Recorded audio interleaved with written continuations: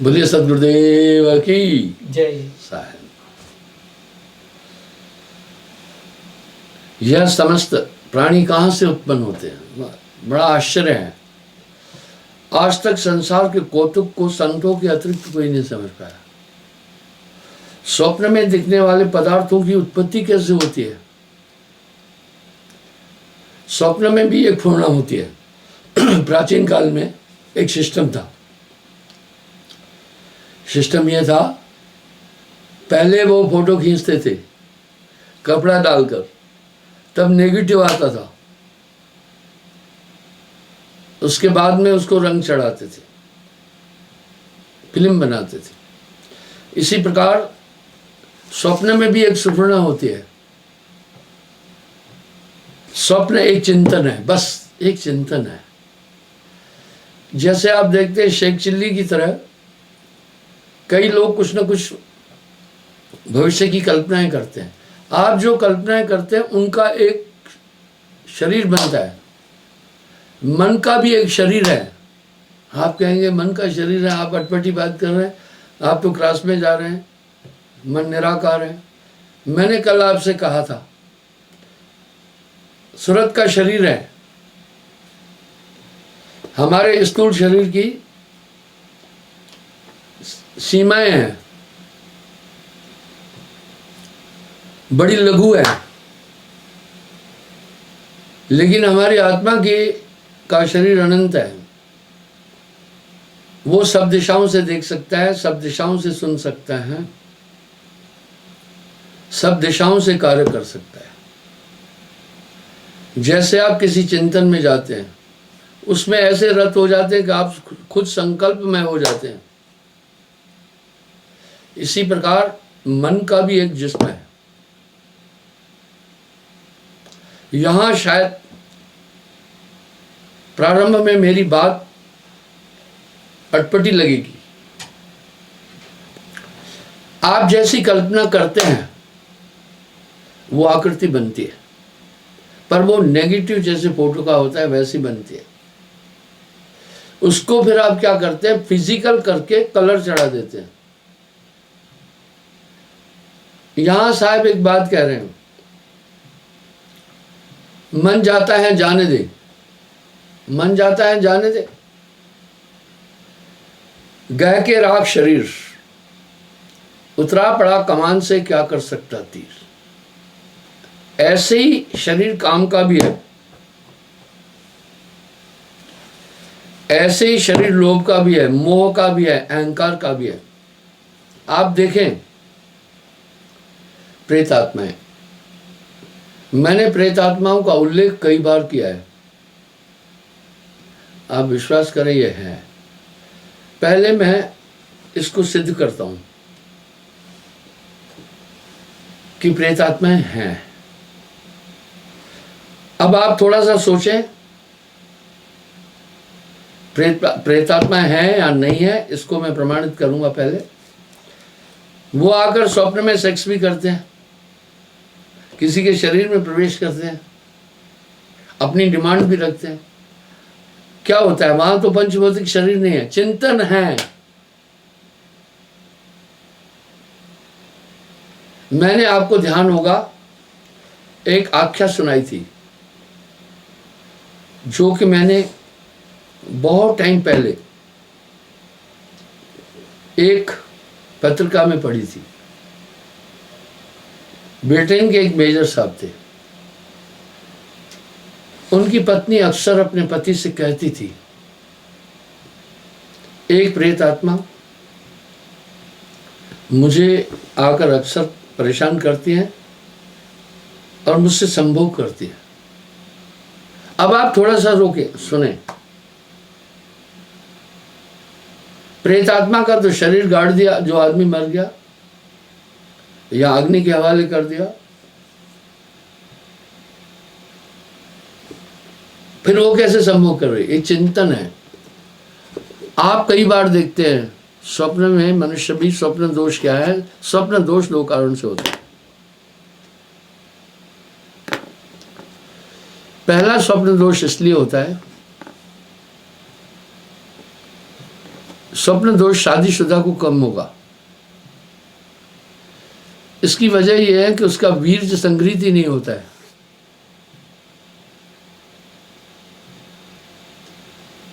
इस पर विवेकानंद जी ने भी रामकृष्ण परमहंस जी से, अपने गुरु से बात की थी।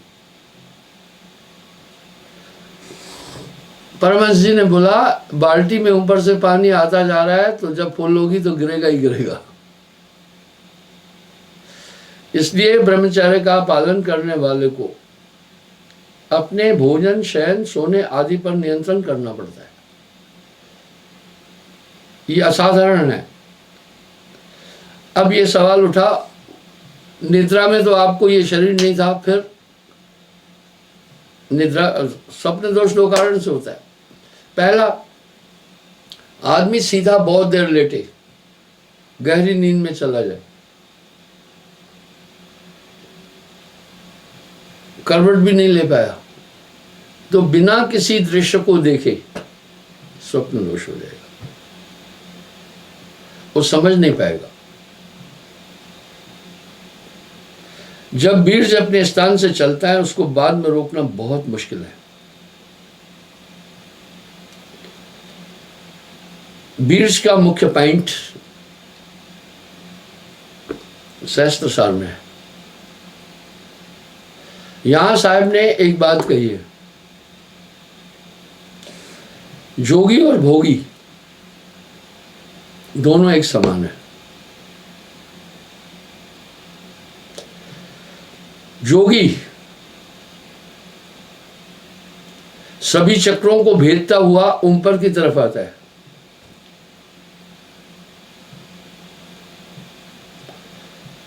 ये चक्र भेदन किससे करता है?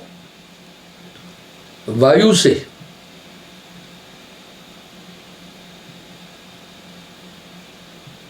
वहां से फिर मूलाधार स्थान से उठ करके ये शिशनेन्द्रिय पर आता है और यहाँ नाभि में आता है। इसको नाभि भी कहते हैं, शिशन को। शिशनेन्द्रिय का सीधा संपर्क नाभि से है। यहां से फिर हृदय में आता है, हृदय से फिर कंठ में आता है, फिर मुख में, मुख के पीछे कोशिका है, फिर मस्तिष्क पर, और यहां वो पूरी ऊर्जा इकट्ठी करके आनंद को प्राप्त करता है। भोगी भी 6 चक्र, भोग खट चक्र का भेदन भोगी भी करता है। जोग और भोग एक जैसा कहा साहब ने। जोगी चक्र को मूलाधार चक्र से उठाकर ऊपर आता है,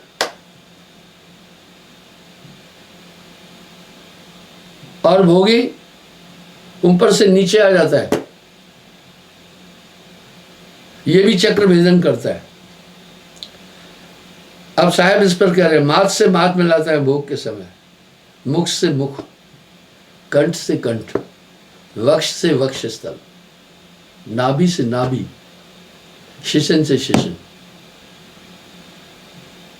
इस अनुमान में वो बीज उतरता आता है, तब आकर गर्भद्वार में स्थापित होता है। भोगी भी अमर है, जोगी भी अमर होता है कुछ समय के लिए।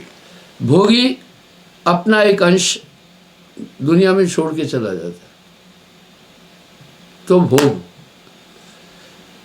वो खुद गया, लेकिन अपने को संतान ही अमर हो गया एक तरह से।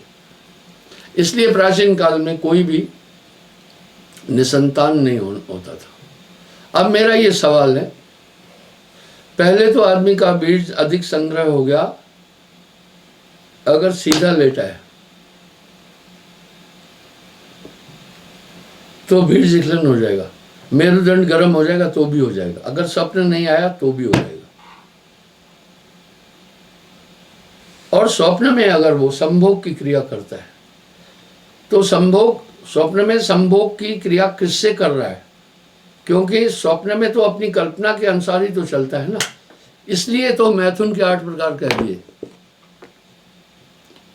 मैथुनो अष्ट प्रकरणे, चित्वनो, चिंतनो, सुपर्शो,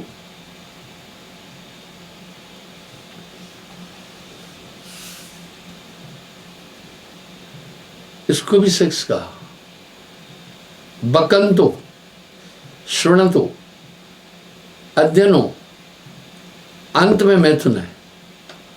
इसलिए नींद के समय आप देखना, बुद्धिमान लोग कह रहे हैं शिशिन इंद्री अनायास संभोग के लिए तैयार नहीं होना चाहिए। जब वो संभोग के लिए तैयार हुई तभी बीज भी चलना शुरू हो जाता है। इसलिए ब्रह्मचार्य क्या करता है, चिंतन भी नहीं करता है ताकि ये मूवमेंट नहीं करे। वो बड़ी लंबी कहानी है ये, आपको उस तरफ नहीं उलझाता हूँ, संक्षेप में बोलूँगा। इस पर 42 ग्रंथ लिखे हुए हैं। अब ये सवाल उठा, अब चिंतनों कैसा सेक्स है ये बता रहा हूँ। स्वप्न में तो उसकी कल्पना थी, कोई नारी थी नहीं, उसने स्वप्न में एक नारी बनाई, इसलिए चितवनों भी एक सेक्स है। इसलिए स्त्री के अवयवों की तरफ वो जब वो करता है तब भी बीज का प्रचलन स्लाइटली चलेगा। आदमी जब संभोग क्रिया के लिए रेडी होता है, मैं तो आपको जो बातें बता रहा हूं उसमें वजन है, तब वो जब दृढ़ इच्छा होती है तो प्रारंभ होता है। एक लड़की ने कहा कि गुरुजी मुझसे एक आदमी ने रेप किया, जबरदस्ती की।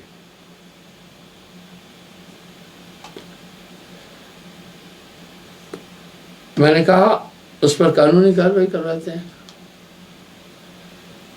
अब सवाल थोड़ा समझिएगा, हो सकता है मेरी बात थोड़ी बद्दी लग रही होगी। मैंने कहा बिल्कुल संभोग क्रिया किया गया? बोला नहीं गुरुजी, उससे पहले ही वो उसका बीज विकलित हो गया।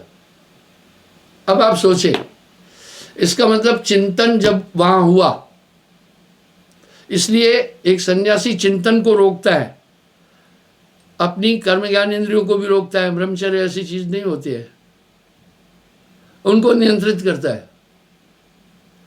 तब उस लड़की ने कहा नहीं, क्योंकि वो जब इस क्रिया के लिए रेडी हुआ, उससे बस ये संभोग करने से पहले उसका बीज विकलित हो गया। देखिए, स्वप्न में भी यही बात होती है, वो अपने को पहले प्रिपेयर करता है। इसलिए कह रहे सपने में भी इच्छा न उठे, सपने में भी इच्छा न उठे। स्वप्न में आपकी इच्छाएं आपके संकल्प के अनुसार होती है, आपकी इच्छाओं के अनुकूल होती है। मैं आपको इसका एक और उदाहरण देता हूं। मुझे एक आदमी ने कहा गुरुजी मैं स्वप्न में मांस खा जाता हूं। जब मैं स्वप्न में मांस खाता हूं तब मुझे बाद में बड़ा दुख होता है। मैं इस स्वप्न पर भी आपसे थोड़ी बात करूंगा। राजा हरिश्चंद्र ने स्वप्न में ही दान दिया था अपना पूरा राज्य आदि।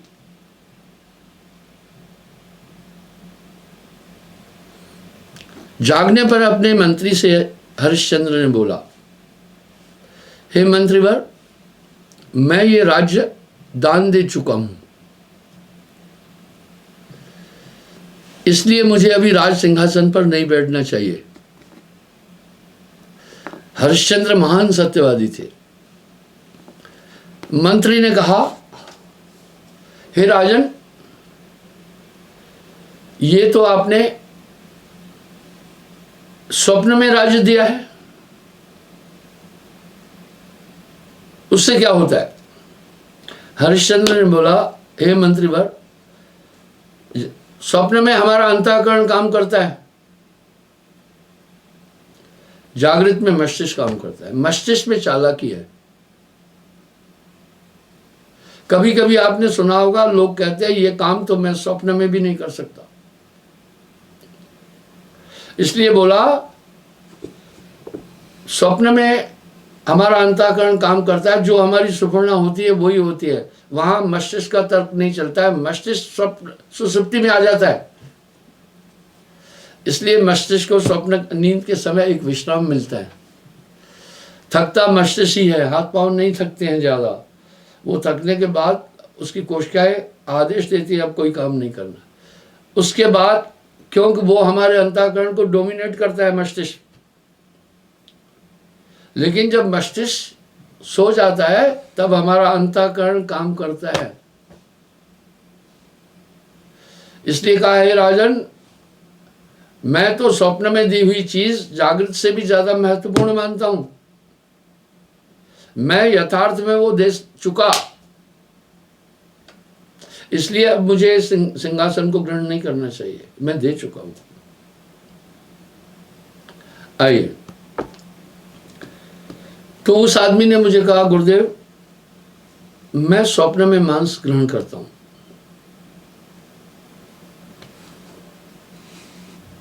इसलिए बाद में मुझे दुख होता है, कुछ उपाय बताओ। मैं बोला जरूर। मैं कहा देखो हे भाई, हे सत्संगी, तुमने मांस को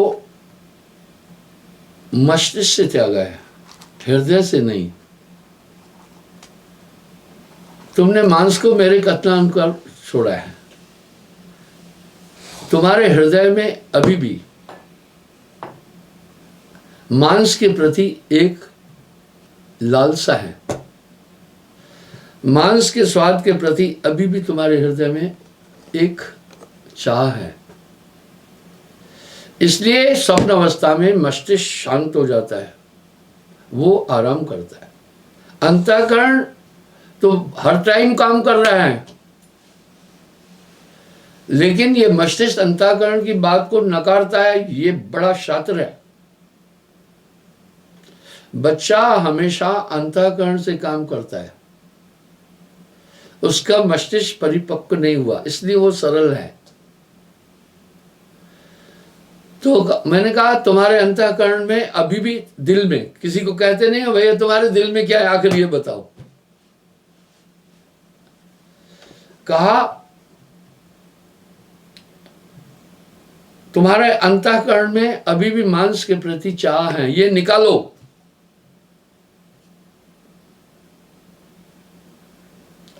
तो फिर नींद में भी नहीं खाओगे। वाह, तुम इसे निकालो तो नींद में भी नहीं खाओगे। बोला गुरुजी कैसे निकालें? आओ मैं दिल से बात निकालना समझाता हूं। इसलिए पूरी दुनिया दिल से निकालना है। कैसे निकालना है आइए बताऊंगा। दिल में रखना कैसे होता है और निकालना कैसे होता है। भाई बुल्ले शाह ऐसा ही नहीं कह रहे दिल का हुजरा साफ कर, साहब कर, जाना क्या आने के लिए, साहब कर। कैसे बात निकालते हैं बताता हूं। किसी आदमी ने आपको कष्ट दिया, आपका अपमान किया, आपको दुख दिया, आप उससे दुखी हुए, आपने वो बात दिल में फीड कर ली कि इस आदमी ने मेरे साथ अच्छा व्यवहार नहीं किया। आपने उससे अपना व्यवहार संपर्क काट दिया। जिसने आपके साथ में ऐसा अनुचित किया, उसके विवेक ने फिर किसी दिन समझाया कि तुम यहां गलत हो। अंतःकरण ने समझाया, वो आपके पास आकर माफी मांगता है, कहता है भाई वो जो मेरी गलती हो गई इसको दिल से निकालो, मुझे माफ करो। अब वो आपके पास आया प्रार्थना करने के लिए, मेरे प्रति जो आपके अंदर वैमनस्य था वो आप निकालो, माफ करो मुझे। तो आप माफ करते, कैसे करते? विचार करते हैं कि इस आदमी ने आज मुझसे माफी मांगी है, अपनी गलती का इसने एहसास कर लिया है। आप अपने दिल से वो वैमनस्य निकाल देते, उसके प्रति फिर आप में वही भावना आ जाती है, उसके प्रति आपके हृदय में वही भावना आ जाती है। ये हुआ दिल में रखना और दिल में निकालना। इस तरह आदमी दिल में बात रखता है।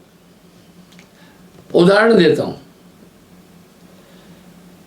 अगर चलते किसी ने आपको ठोकर लगा दी, वो पहले ही कहता है सॉरी, आप बुरा नहीं मानते, आप दिल में उतारते ही नहीं है।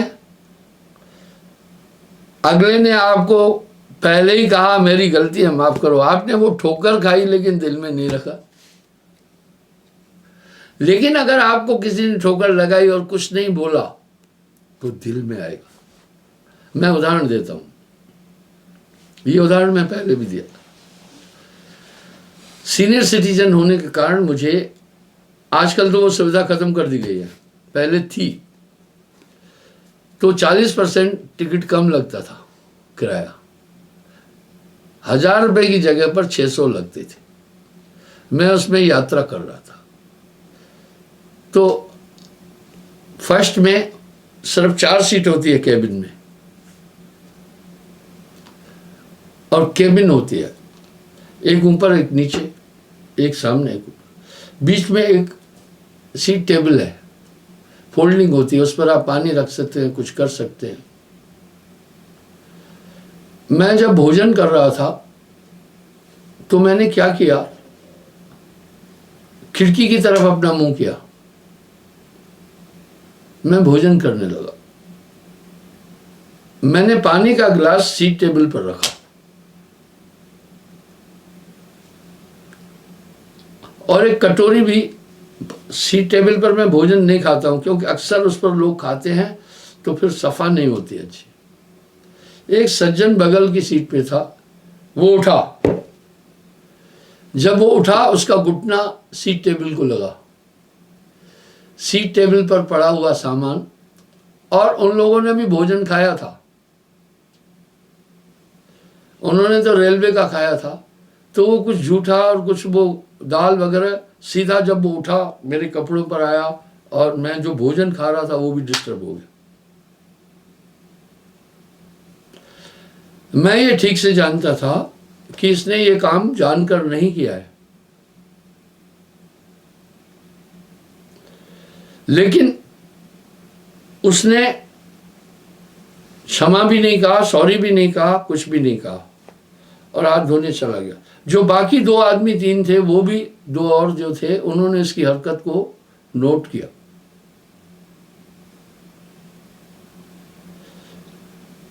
क्या बात थी? ये तो तय था कि उस आदमी ने ये काम जानकर नहीं किया था। गलती का एहसास तो करना चाहिए। पापों का क्रम कैसे कटता है? प्रायश्चित से।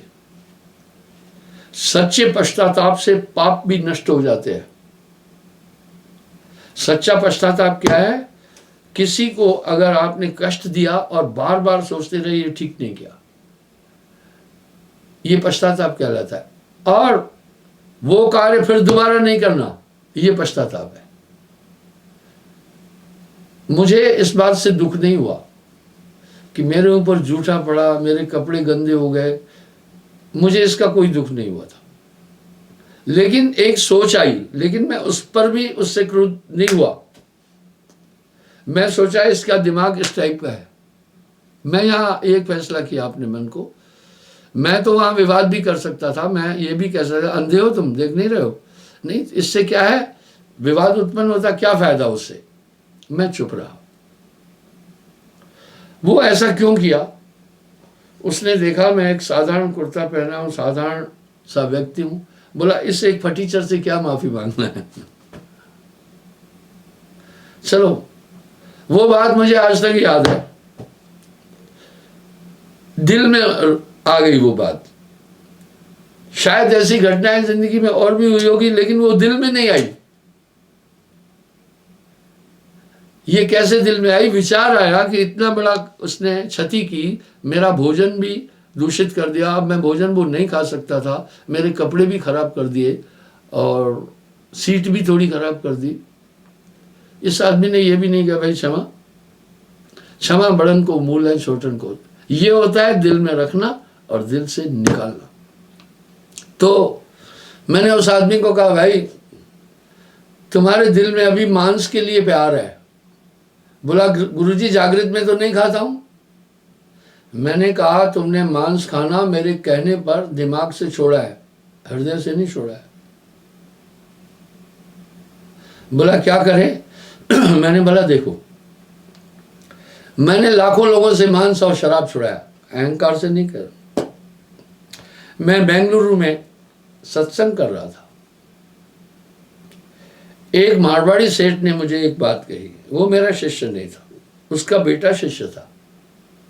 वो आया था, उसने मुझे कहा, महाराज मधु परमहंस, आपकी आइडियोलॉजी में नहीं समझ पाया हूं, लेकिन मैं आपको शत कोटि प्रणाम करता हूं। शत 100 को कहते, शतक 100 करोड़ प्रणाम करता हूं। आपने लाखों लोगों से मांस और मदिरा का सेवन छुटाया अपने प्रवचन से। ये 3.25 इंच लंबी जीभ न जाने कितने जीवों को गड़क जाती थी, कितनी मछलियां, कितनी बकरे, कितनी मुर्गियां, कितने उसके अंडे। मैं आपको शत कोटि प्रणाम करता हूं। आखिर कैसे छुड़ाया? मैंने उनको तर्क दिया। अभी एक ऐसी स्थिति है, वो मेरे सत्संगी जिस घर में मांस बनता है उस घर में भी नहीं खाते। मैंने कल आपसे कहा था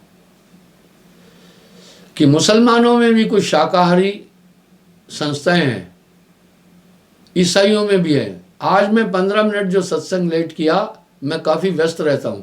इस पुस्तक से वो ही पेज निकाल रहा था, नहीं निकल पाया, टाइम हो गया इतने में, मेरे चित्त से उतर गया था। लेकिन आज मैं शाम को बैठ करके निकालूंगा, फिर आपको कल लिखित दिखाऊंगा। मैंने तर्क रखा, ये मैथुन सृष्टि है, जिस्म कैसे बनता है? मां का रज, पिता का बिंदु, दोनों मिश्रित होते हैं। फिर मां रक्त से उसको सिंचित करती है। इसलिए माताओं बहनों को जब वो प्रसव काल गर्भिणी होती है, मासिक भी बंद हो जाता है। उसी मासिक में निकलने वाला दूषित खून इस बॉडी को सृजित करता है। एक प्लेट में मासिक रख दे, एक में बीज रख दे, एक में रज रख दे, आपको कहें खाओ, आप नहीं खाएं, घृणा आएगी। बस तत्व ज्ञान से, विचार से तो सब चीजें हो सकती है ना। तो इस तरह से मैंने कई तर्क दिए। सबको अपने बच्चों से बहुत प्यार है। जीव न मारो बापरा, सबके एक है प्राण, हत्या कबू न छूटती, कोट सुनो तुम प्राण। इस तरह मैंने उसको कहा, तुम इन चीजों को ध्यान से सुनो, इस पर तुम चिंतन करो कि भाई मांस एक अशुद्ध चीज है, अखाद्य चीज है। प्राचीन काल में मांस खाने वाले को राक्षस कहते थे। साहिब अपनी वाणी में भी कह रहे हैं, मांसाहारी मानवा प्रत्यक्ष राक्षस जान, इनकी संगत मत करो, होए भक्ति में हान। जीव न मारो बापरा, सबके एक है प्राण। और इस धर्म का लक्ष्य ही है, मैंने कई बार, सिद्धांत यही है। लोग कहते हैं हिंदू धर्म सबसे महान धर्म है। मैं कहता हूं भाई ठीक है, आप प्रमाणित करो। वो प्रमाणित नहीं कर पाते, बोलते बस महान है। मैंने कहा भाई महान और दुष्ट का मूल्यांकन हम उसके कर्मों के अनुसार करते हैं ना, लक्षणों के अनुसार करते हैं। अगर ये धर्म महान है तो मुझे इसकी व्याख्या दो। व्याख्या नहीं देते सच में, और ये पुरातन भी है, सबसे प्राचीन है। मैं इस पर काफी पहले विवरण दे चुका हूं। क्यों महान है सुनो, सच में महान है और सच में पुरातन है। मैं किसी धर्म को बोना नहीं कर रहा हूं, मेरा ये सिद्धांत नहीं है। इस धर्म का की एक मान्यता है, ईश्वर है, यानी ये आस्तिक धर्म है। इसमें ईश्वर के अस्तित्व को स्वीकार किया गया है। बरबस आपके अंदर एक ख्याल उठ सकता है, अरे ईश्वर को तो सब मानते हैं। मैं कह रहा नहीं, उन धर्मों का मैं खंडन नहीं करता। कुछ धर्म ईश्वर के अस्तित्व को स्वीकार नहीं करते हैं, वो आत्मा को ही सब कुछ मानते हैं। मेरा ये तर्क है, आत्मा सब कुछ थी तो बंदी कैसे? तो वो कहते हैं कर्म ने बांधा। मैं बोला फिर तो कर्म ही उससे बड़ा हो गया ना। मैं तर्क करता हूं, कुतर्क नहीं करता हूं। तर्क निर्णय की कसौटी है, सार असार को पहचानने की कसौटी है। बुद्ध धर्म में ईश्वर का अस्तित्व ही नहीं है। महात्मा बुद्ध के अष्टांग योग में अगर आप अध्ययन करेंगे तो आत्मा को ही सर्वोपरि माना है, परमात्मा की बात ही नहीं है। महात्मा बुद्ध ने बौद्ध गया में बौद्ध वृक्ष के नीचे आत्मज्ञान प्राप्त किया था, ईश्वर को प्राप्त नहीं किया था। ऐसी व्याख्या है। और ऐसा ही महात्मा बुद्ध ने अपने विशिष्ट शिष्य आनंद को भी यही कहा था, आनंद अपने अंदर की ऊर्जा को जगाओ, तुम्हारे अंदर सब अहम ब्रह्मस्मि। इसलिए सन्यासी भी ईश्वर को नहीं मानता है। हमारे धर्म में सन्यासी भी है। सन्यासी ईश्वर के अस्तित्व को नहीं मानता है, इसलिए सन्यासी देवी देवताओं को भी नहीं मानता है। सन्यासी कहता है अहम ब्रह्मस्मि, मैं ही ब्रह्म हूं। यही धारणा भ्रममय हो जाती है। इसलिए इस धर्म में ईश्वर के अस्तित्व को स्वीकार किया है। पहली बात, इस धर्म के दो सिद्धांत है। अगर आप इस धर्म को अपना रहे हैं तो सिद्धांत दो आपको अपनाने पड़ेंगे, नहीं तो आप धर्मावलंबी नहीं है। पहला है सत्य, दूसरा है अहिंसा। अगर आप इस धर्म को अपना रहे हैं तो इन दोनों को अपनाना पड़ेगा। नहीं अपना रहे हैं तो फिर आप कहां से हो गए धर्मावलंबी। अब सत्य के अष्ट प्रकरण है। सत्य को कैसे अपनाना है, उसके 8 अंग है। जैसे पेड़ के अंग है, जड़, तना, शाखा, पत्र, फूल, फल। पेड़ के 6 अंग है। इस तरह सत्य के 8 अंग है। सत्य बोलना, सत्य ही सुनना, सत्य ही देखना, सत्य ही चिंतन करना, सत्य ही व्यवहार करना, सत्य ही आहार करना, सत्य ही चिंतन करना। आप सोचें, नेगेटिव जाना ही नहीं। अहिंसा के भी 8 अंग है। मन से किसी को कष्ट नहीं देना, वाचा वाणी से किसी को कष्ट नहीं देना, कर्मणा मुक्के लात घूसे शस्त्र से किसी को कष्ट नहीं देना। चौथा, किसी से राग नहीं रखना, नफरत नहीं रखना। पांचवा धुंधता नहीं रखना, बदले की भावना नहीं रखना। छठा, किसी की निंदा नहीं करना। 2 और भी है।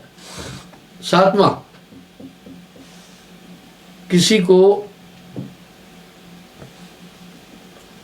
ईर्ष्या नहीं रखना। ईर्ष्या रखी जाती है वो उसको कष्ट देगी। और घृणा नहीं करना। यह है अहिंसा के 8 अंग। आप इसे अपनाएं। और इसका लक्ष्य क्या है? मोक्ष की प्राप्ति। और हमेशा इंद्रियों का दमन करते हुए ग्रस्त में भी रहकर ईश्वर की प्राप्ति का यत्न करना। इसलिए ये महान धर्म है। आप विचार करें, जब आदमी सत्य और अहिंसा को अपनाएगा तो वो फिर एक साधारण व्यक्ति नहीं रहेगा, इसलिए वो महान कहा। मैं अक्सर एक उदाहरण देता हूं। मुझसे एक आदमी ने कहा, महाराज आप एक सन्यासी होकर फौज में क्यों काम किया?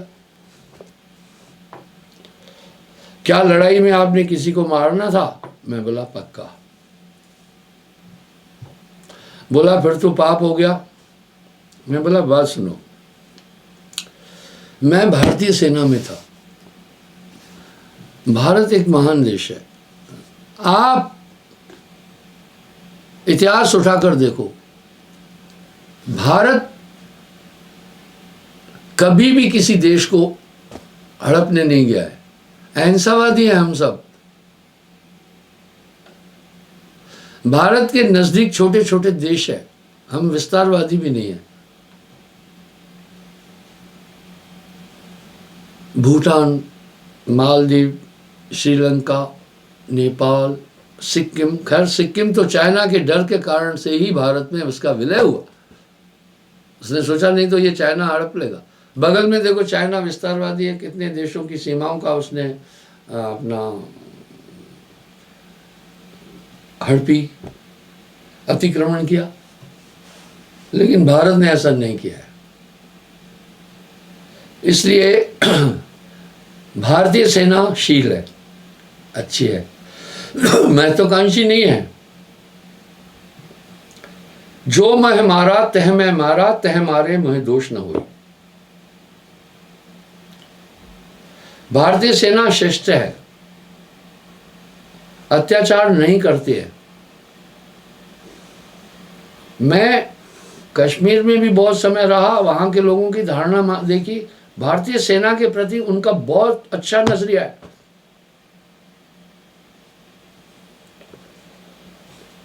तो मैं बोला मैं ऐसी सेना में था, जीवन यापन का मुझे जरिया ढूंढना था, भिक्षा नहीं करना था मैंने, इसलिए। और ये भारतीय सेना की क्रेज पूरे वर्ल्ड में है। आप देखो पीस कीपिंग फोर्स में श्रीलंका में भी भारतीय सेना बुलाई गई, कांगो में बुलाई गई, वियतनाम में बुलाई गई, कई अन्य देशों में बुलाई गई। अमेरिका तो भारतीय सेना को अफगानिस्तान में भी बुला रहा था, भारत ने मंजूरी नहीं दी थी। यानी एक डिसिप्लिन्ड आर्मी है, इसलिए मैंने कहा भैया मैं उसको ज्वाइन किया। आइए, मैं उस शरीर के लिए बात कर रहा था। तो स्वप्न में आपका एक चिंतन का शरीर होता है, अंतःकरण से निकालने के लिए मैंने उसको कहा बस बार बार इस पर चिंतन करो कि मांसाहार घोर पाप है। पहले तो किसी के बच्चे को मारना पड़ता है, किसी की जान निकालना पड़ता है, जब आत्मवतम सर्वभूतेषु, ये पाप नहीं है। एक तो ये चिंतन करो, दूसरी बात वो रज बीरज का बना हुआ शरीर है। अभी डॉक्टर लोग एक बात बड़ी प्यारी कहे, मैं सुनकर के बड़ा खुश हुआ। उन्होंने कहा मांसाहारी लोगों का इम्यून सिस्टम बहुत कमजोर हो जाता है। ये 2-3 दिन पहले की बात है, न्यूज में मैंने सुना। और शाकाहारियों का बहुत स्ट्रांग होता है। और दूसरी बात ये होती है कि आयु भी ज़्यादा होती है, मांसाहार से आपकी आयु बहुत कम हो जाएगी। इसलिए प्रमाण है, जापानी सबसे औसत आयु जापान की वर्ल्ड में ज़्यादा है, वो मैक्सिमम शाकाहारी है। मांसाहारी मानवा प्रत्यक्ष राक्षस जान, इनकी संगत मत करो होए भक्ति में हान। तो बंधुओं, इस प्रकार से ये धर्म महान है। तो प्रेत आत्माओं को भी एक शरीर है, आपके मन का भी एक शरीर है, आपकी आत्मा का भी एक शरीर है, वो अंतःकरण का शरीर है। इसलिए प्रेत आत्मा है। जो आदमी संसार में रहकर जैसे कर्म कर रहा है, मौत के बाद वैसा ही उसका अंतःकरण वही घूमता है, शरीर नहीं होता है, उससे ये सभी क्रियाएं करता रहता है, किसी के शरीर में प्रवेश करता है, शैतानी काम करता है। तो आपका मन का भी एक बॉडी है, काम की भी एक बॉडी है, क्रोध की भी एक बॉडी है। तभी तो कह रहे हैं ना, कामदेव ने आकर शिव जी पर हमला किया था। किससे हमला किया? कामदेव का कोई ऐसी बॉडी थी क्या? कामदेव की बॉडी ऐसी नहीं थी, वो अलग अलग शरीर है। इसलिए अभी भी आप उसी अवस्था में हैं, ये आपका शरीर नहीं है। साहेब वाणी में साहब कह रहे हैं, ये पिंजरा नहीं तेरा सन हंसा, ये पिंजरा नहीं तेरा, ये आपका शरीर नहीं है। आत्मा इन सब से रहते हैं। इसलिए आत्मज्ञान से बड़ा कोई ज्ञान इस संसार में नहीं है। और कोई भी आदमी, अभी मैं ये जब ग्रंथ में टटोल रहा था, वो टीटो वगैरह जो इनके ईसाइयों के हैं जो मांस नहीं खाते हैं, और मुसलमानों में भी जो एक मत है मांस नहीं खाते हैं, वो मैं आज शाम को बैठकर पहले इस ग्रंथ में करीब हजारों पेज हैं, निकाल कर कल इस पर फिर मंत्रणा होगी। तो बंधुओं, इस प्रकार से ये आत्मा शरीर के छूटने के बाद भी इसके साथ उसका अंतःकरण साथ जाता है और उसका शरीर होता है। जैसे आपकी आत्मा का मूल पावर आपके शरीर को चलाता है, इसी प्रकार जो स्वप्न में देही मिलती है उसको भी आत्मा का वो पावर चलाता रहता है। इस प्रकार जब आप सूक्ष्म शरीरों में प्रवेश करते हैं तभी भी ये सब चीज़ें होती हैं। और इस पर मैं कल और व्याख्या दूंगा। धन्यवाद। आज मैंने 15 मिनट लेट सत्संग किया, मैं 40 मिनट कम से कम सत्संग करता हूँ ताकि इसके 2 एपिसोड बन सके। पिछले 1 साल 2 महीने से मैं कंटिन्यू प्रवचन कर रहा हूँ, डेली प्रवचन कर रहा हूँ, और मैं पहले कोई स्टडी करके नहीं आता हूँ। वजह मुझे इतनी फुर्सत भी नहीं है, पूरी मैनेजमेंट भी की जिम्मेदारी मेरे ऊपर है, सब कार्य करना पड़ता है। क्षमा चाहूँगा, आज थोड़ा लेट हुआ साहिब।